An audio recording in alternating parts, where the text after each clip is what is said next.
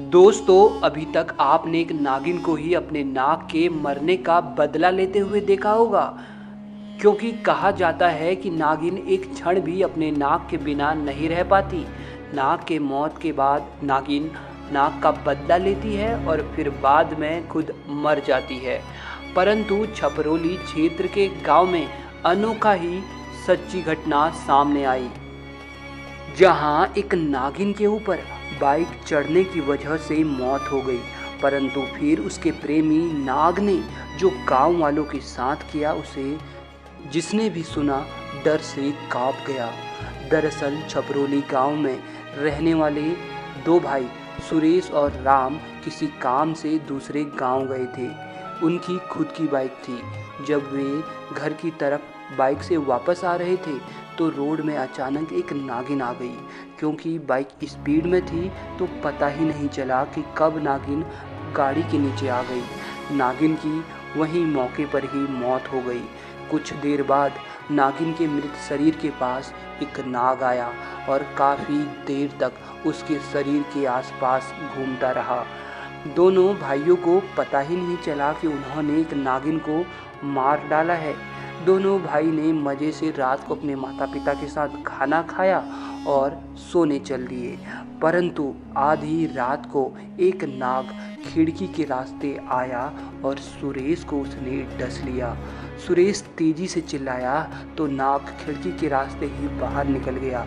सुरेश के माता पिता और भाई राम ने जब सुरेश को देखा तो वे डर कर रोने लगे। सुरेश का पूरा शरीर नीला था और मुख में झाग निकल रहा था।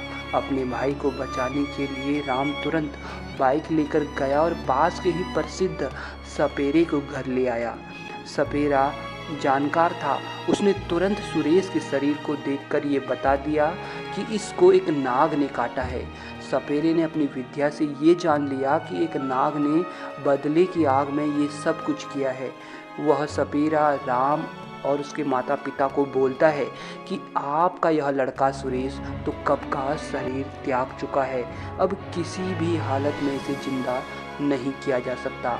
परंतु आपके दूसरे बेटे राम को भी जान का बड़ा खतरा है, क्योंकि इन्होंने एक नागिन की हत्या करी है। उसका नाग आपके दोनों बेटे को मारना चाहता है और एक को मारने में वो सफल भी हो गया है। अब अगर आपने अपने दूसरे बेटे राम को बचाने के लिए कुछ नहीं किया तो इसके भी प्राण चले जाएंगे।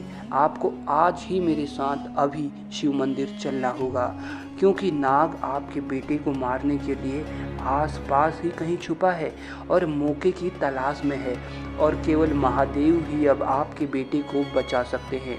ये सब सुन राम के माता पिता के तो होश ही उड़ गए। अभी एक जवान बेटा मरा और दूसरे बेटे के प्राणों का खतरा। उन्होंने वैसा ही किया जैसा उस सपेरे ने कहा। वे शिव मंदिर पहुंचे। सपेरे ने राम से कहा कि महामृत्युंजय मंत्र का जोर जोर से 108 बार तुम्हें जप करना है तथा खुद राम के माँ बाप के साथ शिव मंदिर में ही कहीं छिप गया।